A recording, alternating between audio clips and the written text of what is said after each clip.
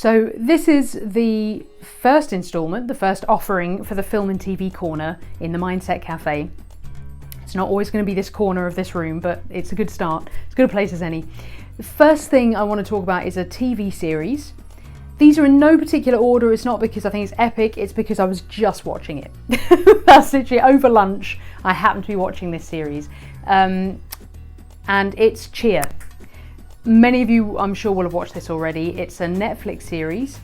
It's been on there for a while. I have actually watched it before. It wasn't the first time I'd seen it. I have seen it before. It follows a cheerleading squad at, I think they're called Navarro College. And to be honest, I mean, I was unsure watching it because I'm not exactly a cheerleading fan, nor am I a cheerleading kind of gal. But it was brilliant. It is brilliant, and it's from a mindset point of view. There is loads to take from it. For one thing, it's really good for getting yourself into a hard work, sacrifice, discipline, that type of mindset for pursuing a goal. Because every single member of that team, of that squad, has to work their backsides off to get to where they want to be. And really, they're pushing through pain barriers, they're pushing through injuries, even the kinds of injuries that you'd look at and go, you may actually die if you carry on like this. That's not smart. But still, they're pushing through. They are getting medical help and that kind of thing. So it's, they're doing their best.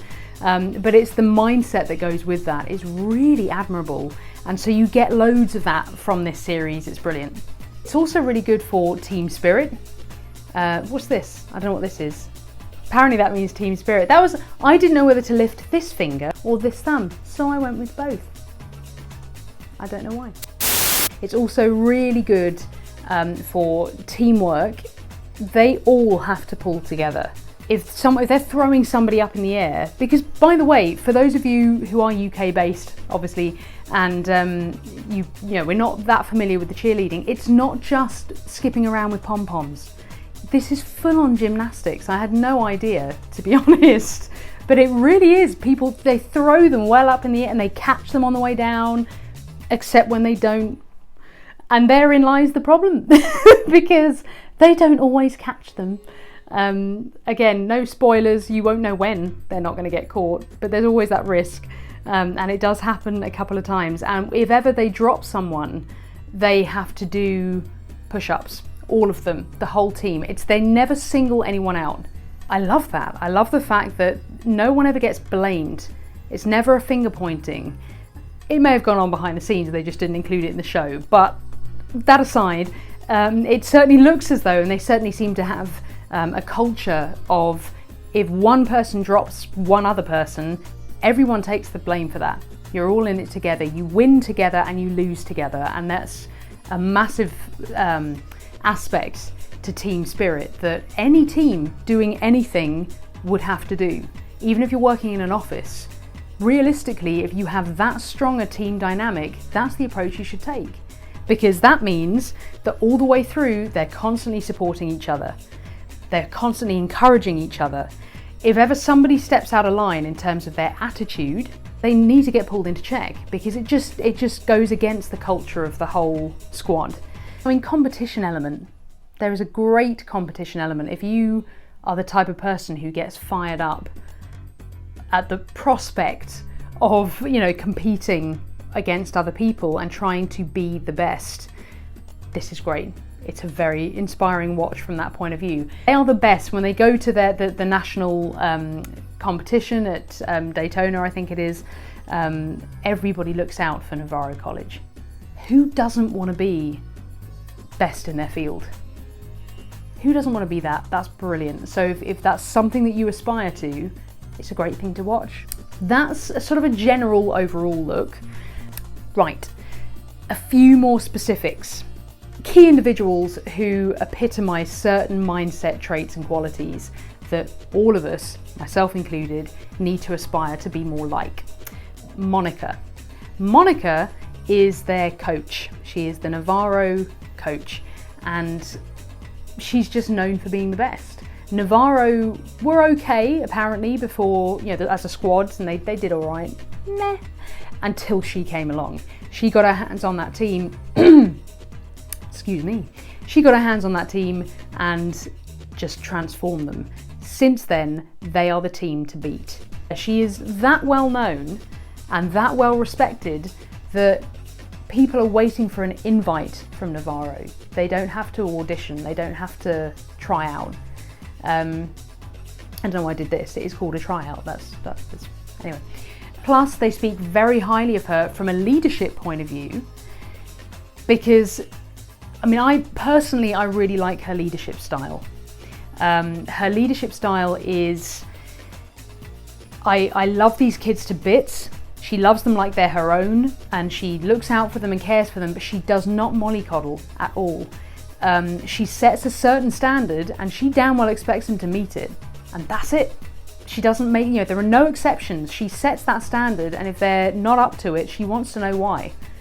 So yeah, they all know that it's in their best interests to please her, to do what she needs them to do, and to work really hard and to really commit.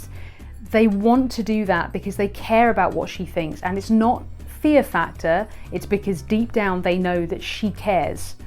And I think for me, every leader should be like that. So that's the first one. Another individual, again, no particular order, you've got to look out for Morgan. I don't know what happened to her mum, but she ended up living with her dad. Her dad remarried, and Morgan and her brother kind of get pushed aside, apparently, to the extent that they ended up living in a caravan, sort of on the property, on the family property, but in a caravan removed from the family. Awful. Fortunately, Morgan's grandparents came in after a few years, realised how bad this situation was, and they took her and her brother out of the caravan and back to their place, and has been raising them ever since. So very difficult, very messy, emotional time. So as a result, she comes to the squad with not as much skill, not as much sort of strength and fitness in the areas that she needs it. However, there is a muscle that she has flexed and worked and finely tuned that the others have not. Someone gets injured and somebody needs to step up to fill her place. And it really is a big step up, because this person does loads of stuff within the routine. And obviously they look at Morgan and they say, look, she's great, but she's not there yet. She doesn't have the skill. So they bypass her. They ask somebody else to fill in for the injured one. And she can't hack it. It's a lot of pressure. This is quite close to their national competition. So you can understand, do you know what I mean? That you can understand it. You can understand why she crumbles. But the point is, she crumbles. Emotionally, she can't hack it. She's got the skill and she's got the fitness, but it's her emotions that give out. She's not resilient enough. Cue Morgan. It's so cool. Her work ethic and her resilience are what get her through, and she is brilliant. She transforms over the course of the documentary, provided you have the work ethic and you're willing to do what it takes, and you can take that stoic attitude towards whatever is thrown at you. If you can do that, brilliant. Finally, I think you can't not give him a mention. Jerry. Jerry is one of the, I think they call him, he's a stunt person. He's not a stunt man, that's not it, that's not right. Again, pay more attention. I'll figure it out. He is a lifter and thrower and catcher. That's what he does. First of all, he has a lovely attitude. He really does. He's such a sweet guy, and he's always smiling. That in itself, worth admiring. Fantastic. But the reason I'm bringing him up from a success mindset point of view is he doesn't make it to, he's not selected for MAT, which means being the main part of the squad, the core part of the squad, instead of being one of the stand-ins, one of the on the bench type people. He missed it the year before, and he doesn't get selected again this year. Now, as lovely as this guy is, and as hard working as this guy is, because he really, again, fantastic work ethic, but for all of that, he's missing one key trait. he does not push himself forward. He doesn't give himself that edge. Now, Monica herself, the coach, she points this out. She knows how much he wants it, but he did not push himself forward.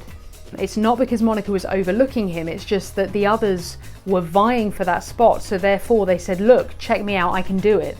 Now, when these spaces open up, same as with anything else in life, when these spaces open up, you jump at it. If there's a job opening, if there's a gap in the market, whatever it happens to be, you've got to jump in there and you've got to do it in the moment. You can't afford to wait. You can't afford to stand back and hope someone spots you.